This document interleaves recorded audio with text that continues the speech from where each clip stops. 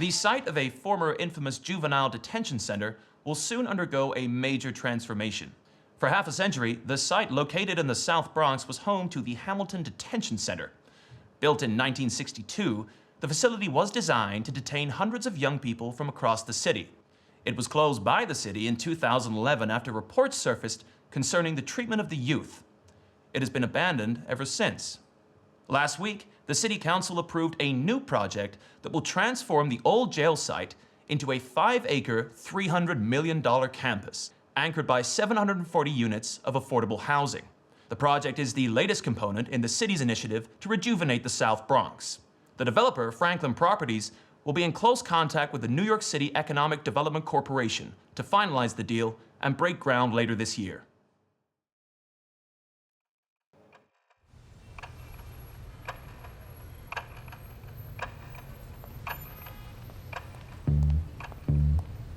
Here at the New York City Economic Development Corporation, our goal is to leverage the city's assets to create good jobs and drive growth, ensuring equitable and sustainable development across all 5 boroughs.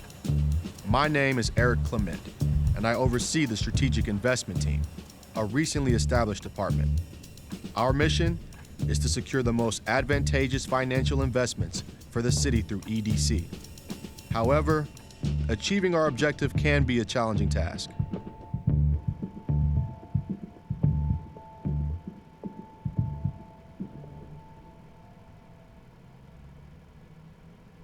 Yeah, it looks beautiful. Those Franklin guys do a good job over there, don't they? Sure do. I'm about ready to green light this. Unless anybody's got any questions. Stop right there. What kind of financing are they requesting from us? That's certainly a basic question, and oddly enough, not one that they used to ask. It's like the mayor wants to announce something cool. They do a competition, somebody with the coolest project wins, and then that's it. Why spoiling the fun with cost and finance and thinking about all these things? So the question is a good one.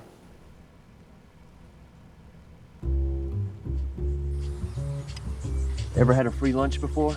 Well, once in school, we're on the mock trial team. It's an expression.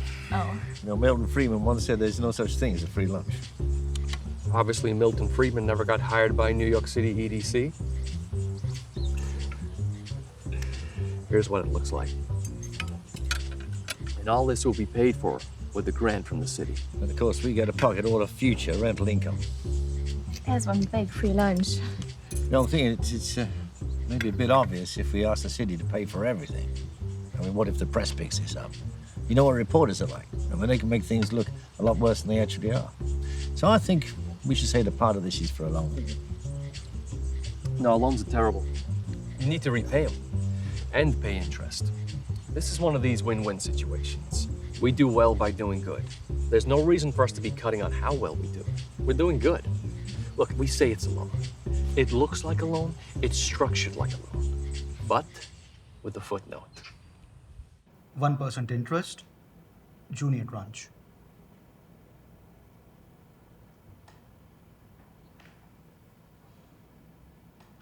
Well, to me, these terms don't make much sense. Eric, please.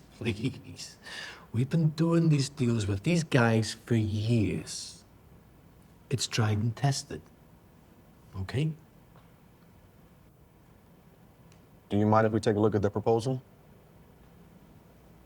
Suit yourself.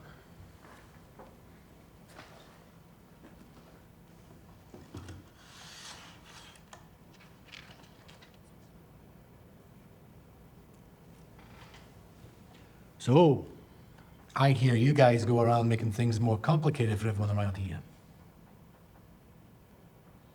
What? The Osiris deal?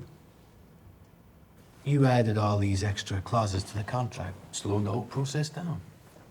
Everyone was talking about it. That. Well, yes. I insisted that we give half the money up front instead of the whole amount, and the other half only if their drug got approval. Just trying to think strategically about how we invest our money, that's all. Hey, have you seen this footnote in the loan terms? So the footnote you propose says the principal is foregone after the initial 10 years. That's basically a cross? Now she's catching on. It's a loan because we pay a smidgen of interest each year. It's just that the principal disappears after 10 years. In all seriousness, no, it's still a great deal for the city. Not to mention we'll defer our developer fee, which ordinarily we'd never do. It's a great deal. A win-win. I'm about to take this to the boss. I will see you up there. I just want to make sure we're not jumping the gun here without getting the best possible deal. Andrea, our goal is to complete projects for the city. The mayor has announced the deal. Now, how can I make this any clearer for you? We are not here to annoy our partners. Or to save money, apparently. Excuse me? Listen, I've known these guys for years. These are good people. You guys, you usually see the bad and everything. What, was that what they teach you in these business schools, huh? That we're all crooks? Mitch, your team's expertise is negotiating leases, not financing transactions. I've studied our past deals, and every time there's a financing gap, your group uses my group's funds to plug that gap. We're always giving away money for the sake of completing deals, and that has to stop. We cannot keep on giving away money just to get a headline. Now listen, the real estate team gets things done. You guys, you just derail things. That's why we report straight to the boss and you don't. Now, when your team gets access to the C-suite, you can take it up with them. Until then, my team is running things.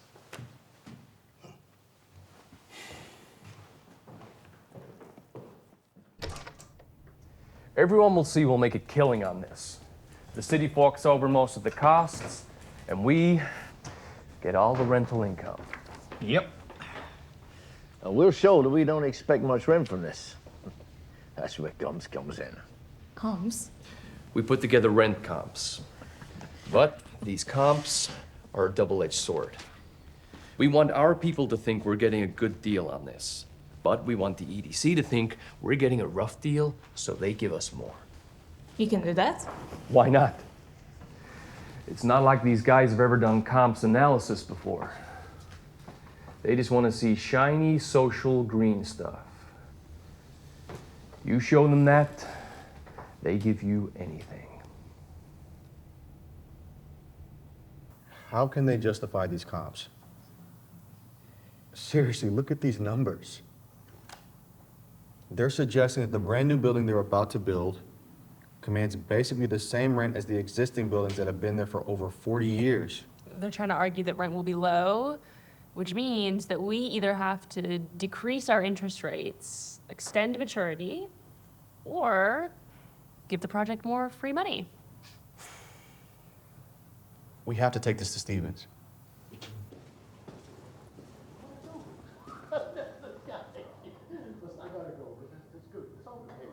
Hey, I say, well, just, you go out there, catch them, but make sure you nail that deal next time. Cheers to another development deal. We sign this thing tomorrow. What am I doing here? You miss Wall Street? Don't get me wrong, the money's great, but there's just not much of an opportunity to make an impact.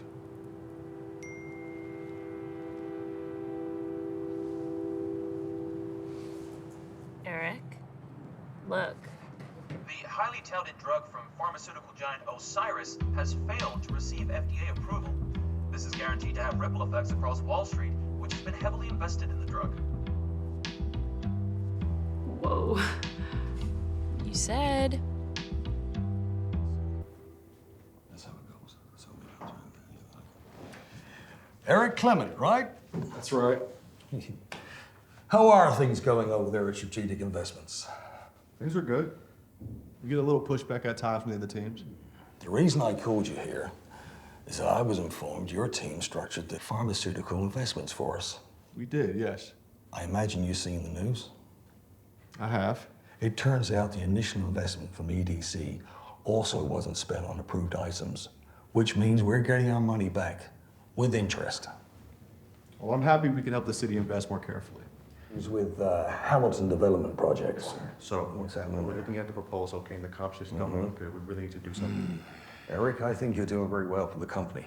And I'd just like to say that if you have any issues, you come to me directly. Now, go save New York some money. Yes, sir. Thank you.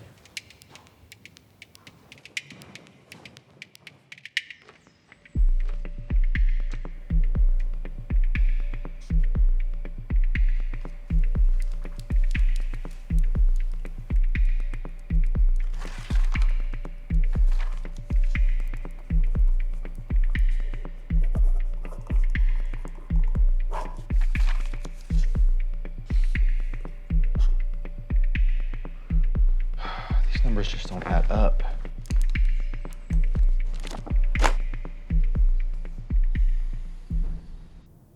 We're projecting the costs to reach nearly 27 million. Now, we've worked out reasonable terms for a 5 million loan from LISC, which gets us off to a good start.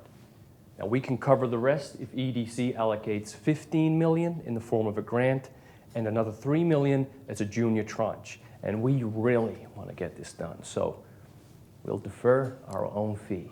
Let's talk about the loan from us for a second. We were reviewing the documents, and in a footnote, you're suggesting that the loan be forgiven in 10 years. I'm sorry, but this is a no. What? That's always how it's been done. We've even included past examples of deals we've modeled this after. It's in the appendix. Casey, will you pull it up, please? We've seen the appendix already, thank you. So then what's the issue?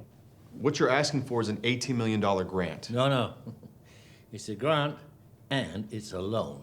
A loan you do not repay is a grant. No, it's a loan. Casey, it's not a loan. It is a loan. Casey, stop interrupting, please. You're only putting 2.7 million in of your own. You're hardly taking on any risk, and yet you reap most of the profits. That's market practice. Speaking of market practice, would you say this 25% contingency fee is also market practice?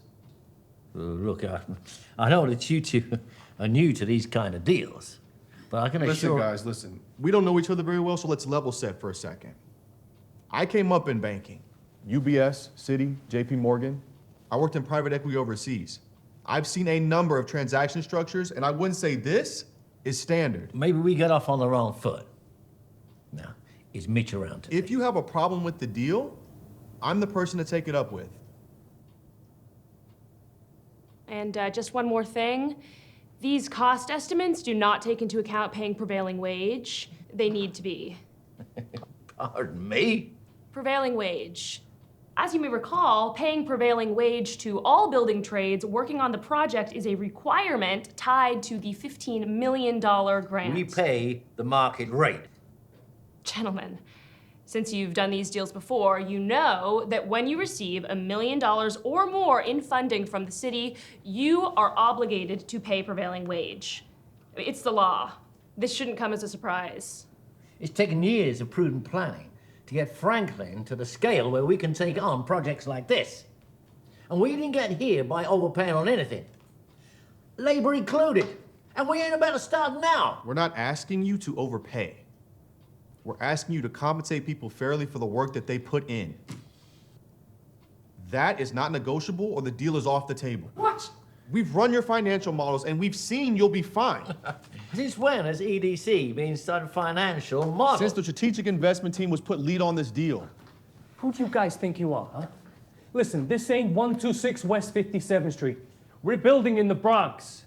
We're turning a prison into a paradise. Me? We're all a little on edge here. Let's just cool off. Shall we reconvene in a few days? We're gonna have to run this by our team again. We'll be in touch with you. Well,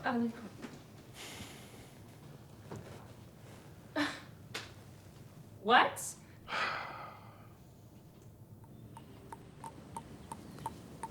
Were you being serious about letting the deal fall through, or just bluffing? I was dead serious. Okay. I get that, but maybe we need to try a softer approach. Come on.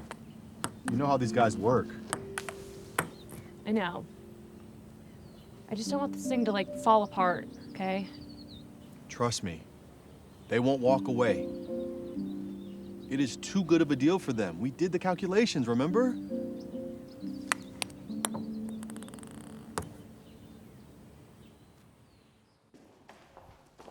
Since we're constructing Class A industrial buildings, we need to compare to other Class A buildings in the market.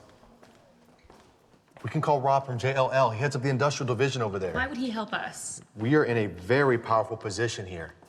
Our private counterparts always like to remind us that we don't make any money. Which is true. But what they seem to always forget is that we have access to EDC's 66 million square feet of real estate.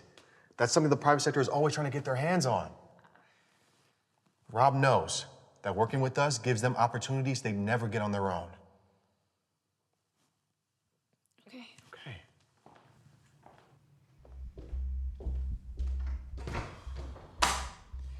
So what do we got on this Eric Clement? Graduated Oxford said business school, top of his class, worked in PE overseas. So what's he doing at EDC? Who knows? So how do you want to handle this? Give Mitch a call. Cut him some slack. Gotcha.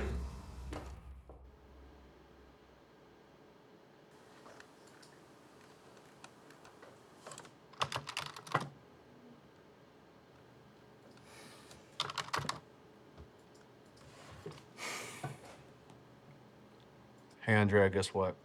What's up? I've been looking into Franklin Development's previous projects, and they're all done by Marshall Constructions. So? Guess who's the biggest shareholder of Marshall Constructions? So did you guess? It's Franklin, of course. So basically, the developer is asking their own company to do the costing. So guess what? Do you think the costs are going to be a bit too high or a bit too low? Right? It's pretty obvious. And that comes on top of like this 20% contingency cost that nowhere is written how they get it back or how does it get calculated. And on top of all these other things we saw, like the footnote saying that the loan would be forgiven and so on and so forth. So this is basically where we are. Pretty rough. Hey, Eric. Mitch wants you in his office. The developers are on the phone.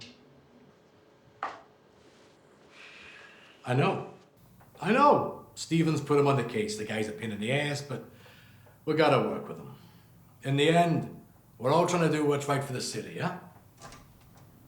That's them here now.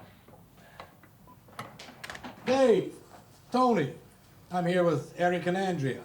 You remember them? Oh, sure. How can we forget? We called in to say we agree to your demands regarding prevailing wages. But as you know, this drastically increases costs. The rent comps suggest that we may struggle to make any profit on this whole endeavor. You need to find some other source of financing to bridge the gap. Well, rest assured, we're working on that. Is there anything else we need to address before we move this forward? Just a second. Just on that point on industrial rental comps, I just don't think we're on the same page about how profitable this deal will be for you. You've seen our projections. The returns for this project really aren't that good. We normally wouldn't even take it on, but we spoke to the mayor, and we know you, Mitch, and we're just doing it because we think it's the right thing to do. To give back to the community. Well, no, you have not chosen the appropriate comps. Even in Hoboken, you're charging industrial tenants 3 times more than what you're telling us you can get in the Bronx, which is in the city, as you know. The new development will be a brand new Class A asset, and most of the comps you guys provided are Class C. Your comp set shows an average of $13 per square foot. Did you also incorporate the rent everyone in Woodlawn Cemetery is paying? Hold on a second. Who's the expert here? We've been building properties all over the city for decades. That's true. I've seen your track record with Marshall Constructions. What? Well, you've worked with Marshall Constructions for years. They are the best in the business. I'm sure they are, but we all know the kind of profits hidden for yourselves if we were to let you use your own construction company. We're gonna have to get back to you on this.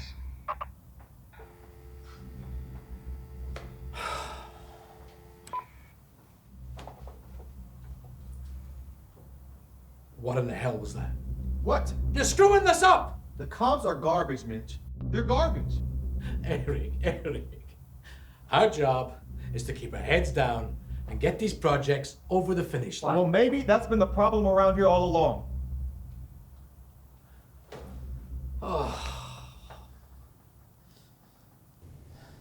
What's this I hear about the deal falling through? The developer's just called, threatening to pull out. Everything's under control. We're just hashing out some last-minute items with them. That's not what they're saying. We're trying to get the city the best deal possible. The developers are gonna make a lot of money on this. They need us just as much as we need them. Eric, I appreciate what you're trying to do here, but at the end of the day, our purpose is to build strong neighborhoods and create good jobs. We need the help of the private sector. Is the EDC created for the developers or for the public? What are you talking about? They said they deferred their entire fee for us, which is over $1 million that the city doesn't have to pay right now. Well, did they also mention that they're charging interest on that deferred fee? And of course, their interest rate is way above market. Listen, I've got the mayor calling me, asking me what the hell's going on with this project. I don't have any answers for him right now. Sometimes you have to compromise. There's rocking the boat, and there's tipping it over. Don't tip it over.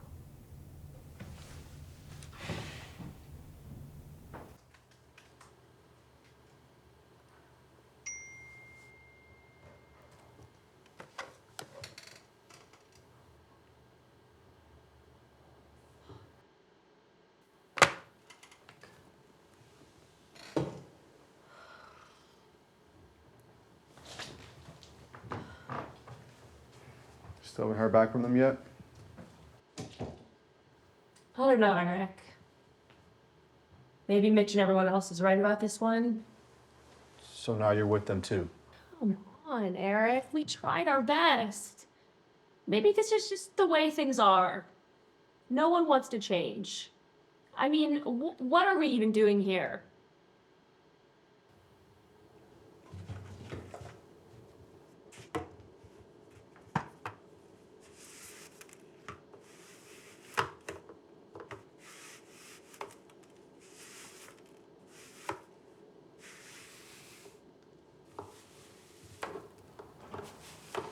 That's it, that's it. That's it, cash sweep. What? Cash sweep. Eric? Eric?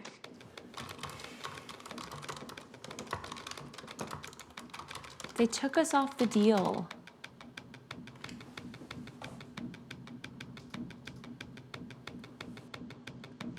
We need to get a meeting with them ASAP. We're out of time.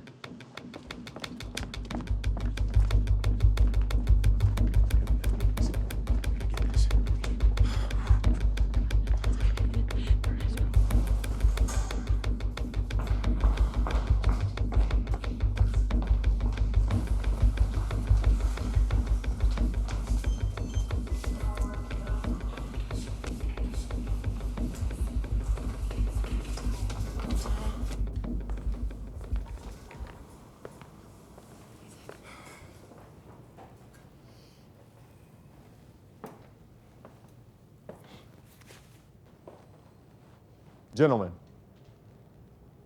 are you gonna be around here for the next 40 years? I hope not. Wouldn't you like to be spending quality time with your families? Get to the point. I've worked out a financial model which can grant you your 40-year loan at a low interest rate. So what's the catch? Look, I acknowledge our differences on the comps, and we might never come to an agreement. So, I propose to you, we do a cash sweep. Now, with cash sweep attached to the deal, you won't have to push comps to a level that make you feel uncomfortable. If you're right, the rent is low. And with our low interest rate, your debt service coverage ratio will be fine. So what's in it for you?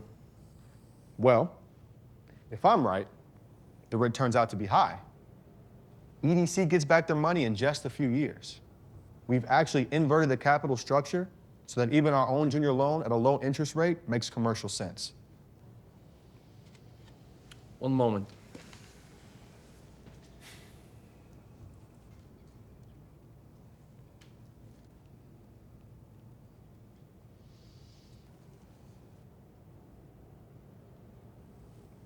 Look, we're all trying to do good for the community. This project is about bringing hope to a deprived neighborhood, to make a difference. All of that Starts right here.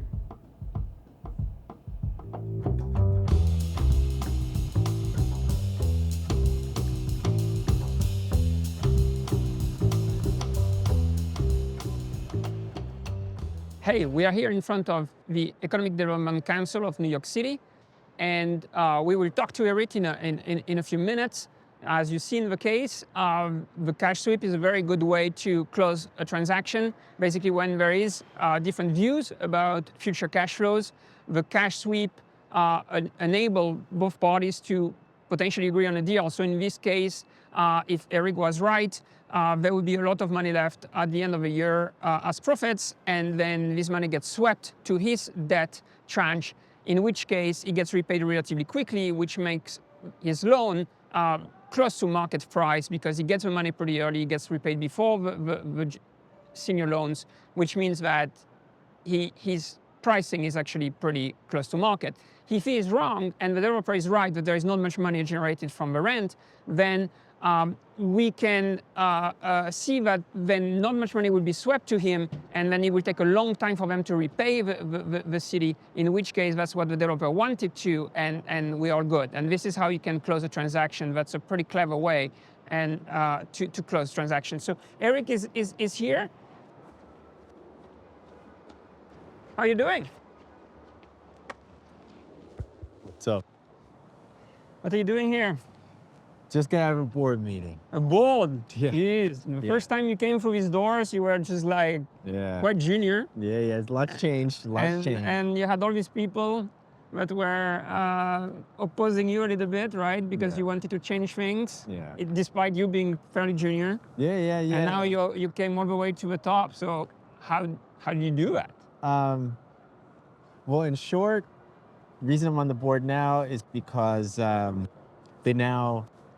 think the administration really understands the power of impact investing and how we can use financial leverage to really push social agendas.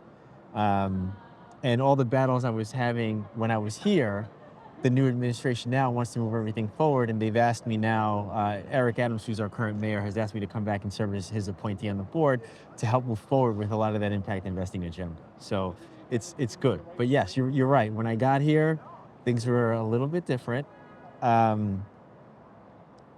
It's interesting because I think the preconceived notion when I first got here was that, given that I came from the world of finance, that all I would care about was just generating a financial return, and I didn't really care much about or understand really the social benefits. And look, admittedly, I will say that I didn't completely understand, but I also didn't come from this world, right? So there were things that I needed to learn too. But once I understood, the social agendas that we wanted to move forward, it was like, okay, well, how can we structure a deal? How can we be creative and structure deals that actually get at both? And, thankfully our life sciences team, they were the ones that gave, the first shot, as you probably saw in the case. I know you saw in the case. If it wasn't for them, and if it wasn't for that company not passing their FDA trial and us getting our money back and, being able to redeploy that capital somewhere else, I think things may have been a little bit different. But so paradoxically, it's a failure of a deal that proved you right, and that people started listening to you. If it would have gone through, then maybe they would have never listened to you ever. I mean, it's an interesting thing because in the world of government, the last thing you want is a stigma that would suggest that government are not very good stewards of capital. So in that particular instance, nobody could tell us that, because even though the company itself went down, we were able to get that money back with interest and then apply it somewhere else. So, and thankfully. You've been an executive MBA student yourself. Yes. If you had one takeaway from the case, one lesson, what would it be? Creativity. Because when you're in school, you learn the basic tenets of finance. You know the cash sweep, financial modeling. Yeah, financial modeling, cash sweeps, you understand IRRs, you understand NPVs, how to apply them, in what instance they should apply them. You understand, the basic tenets of leverage, and how leverage can be, super accretive or not if the market goes the other way. And once you have those basic tenets and you understand them, then it's a matter of taking a step back and understanding how you can then apply them in a negotiation. And by the way, everything that we had just talked about a second ago, those are just the finance concepts, right? I mean, you didn't even get into the legal concepts and how you can apply those in a negotiation as well. And, in this particular case, with Spofford in particular, look, at the end of the day, everyone wanted to do a good thing, right? They wanted to take a former detention facility and they wanted to make something really cool out of it and create affordable housing and jobs. And, that is what we're doing. It was just a matter of how do we get there, right? Who wants to put as much money in? How are we going to put that money in? Are we sure we're going to get paid back? Is it a loan or a grant?